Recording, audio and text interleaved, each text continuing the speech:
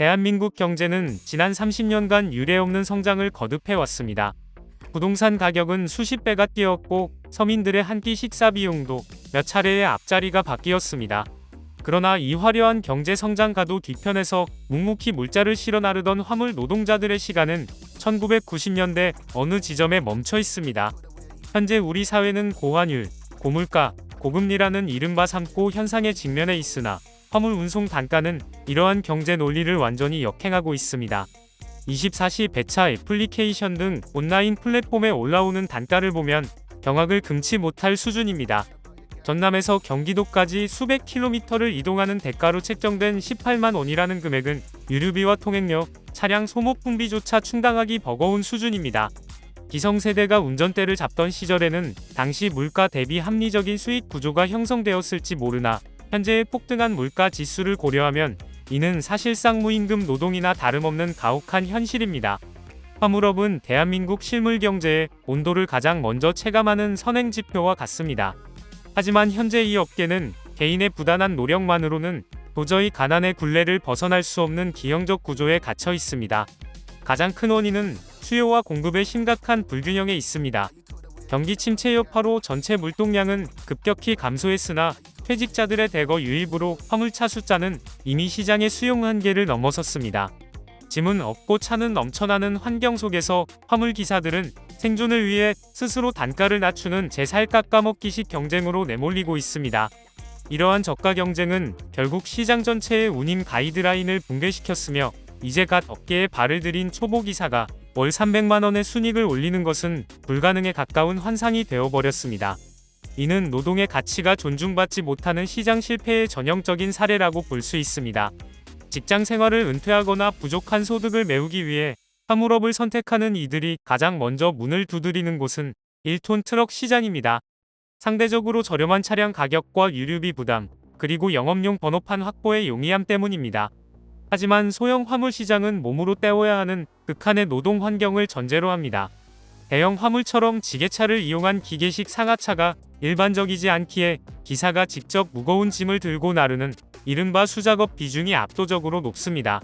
그럼에도 불구하고 수익 구조는 매우 취약합니다. 낮은 진입 장벽은 곧 무한 경쟁을 의미하며 이를 악용한 중간 주선 업체들의 사기와 덤탱이 수법도 날로 교묘해지고 있습니다. 정보가 부족한 초보자들이 화려한 광고에 속아 높은 가격의 차량을 계약했다가 불과 몇 달 만에 막대한 손실을 보고 폐업하는 사례가 속출하고 있는 것은 우리 사회가 직면한 서글픈 단면입니다. 수억 원을 호가하는 대형 카고 트럭으로 눈을 돌려보면 상황은 더욱 처참합니다. 겉으로 보기엔 월 1,000만 원 이상의 높은 매출을 기록하는 것처럼 보이지만 그 속내를 들여다보면 빛 좋은 개살구에 불과합니다. 대부분의 기사가 거액의 차량 대금을 할부로 충당하는데 매달 돌아오는 할부금과 보험료, 타이어 등 소모품 교체비, 유류비, 고속도로 통행료 등 고정 지출만 합쳐도 500에서 600만 원에 육박합니다. 월 매출 700에서 800만 원을 올려도 각종 비용을 제하고 나면 최저임금 수준에도 못 미치는 수익이 남는 경우가 허다합니다. 특히 차량 고장이라는 돌발 변수가 발생하는 순간 수백만 원의 수리비와 운행 중단에 따른 손실이 겹쳐지며 곧바로 가게는 적자의 늪으로 빠져듭니다. 대형차 기사가 최소한의 인간다운 삶을 유지하기 위해서는 매달 1,000만 원 이상의 매출이 필수적이지만 현재 무너진 단가 시장에서 이를 달성하기란 사투에 가까운 일입니다. 화물 노동자들을 절망케 하는 것은 낮은 운임뿐만이 아닙니다. 대한민국 물류업계의 고질적인 악습인 지입제와 그 과정에서 발생하는 중간 업체들의 횡포는 기사들의 생존권을 갉아먹고 있습니다. 지입 전문 회사들은 번호판 사용료 명목으로 수천만 원의 프리미엄을 챙기고도 계약 해지를 빌미로 기사를 협박하거나 강제로 번호판을 탈취하는 비인도적인 행태를 보이고 있습니다. 화주사와 알선사의 갑질 또한 심각한 수준입니다. 현장에서 상하차를 위해 몇 시간을 대기해도 보상은커녕 정당한 대우조차 받지 못하는 것이 일상입니다. 이러한 다단계 유통 구조 속에서 발생하는 과도한 수수료는 화물기사의 수익을 직접적으로 편취하는 결과를 낳으며 이는 물류산업 전체의 투명성을 저해하는 암적인 존재로 자리잡고 있습니다. 졸음운전과 과로로 인한 대형 참사를 막기 위해 도입되었던 안전운임제는 화물 노동자의 생명줄과 같습니다. 국가가 최소한의 운임을 보장함으로써 기사들이 무리한 운행을 하지 않아도 생계를 유지할 수 있도록 돕는 이 제도는 2026년 1월부터 다시금 사회적 논의의 중심에 서게 됩니다. 물론 물류비 상승을 우려하는 화주와 운송사들의 반발 등 해결해야 할 과제는 산적해 있습니다. 하지만 이제는 단순히 비용의 관점이 아닌 생명과 공정의 관점에서 이 문제를 바라봐야 합니다.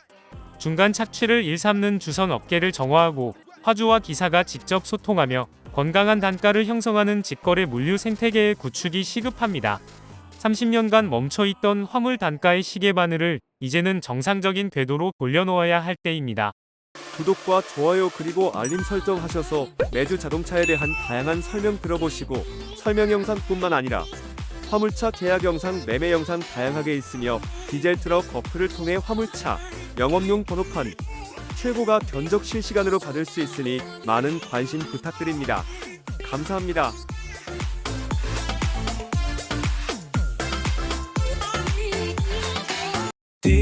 디지털 턱 중고 트럭은 디지털 턱 노란 넘버는 디지털 턱 주소 면허는 디지털 턱 트럭 상담은 디지털 턱 상담 문의는 1644 9779 상담 문의는 1644 9779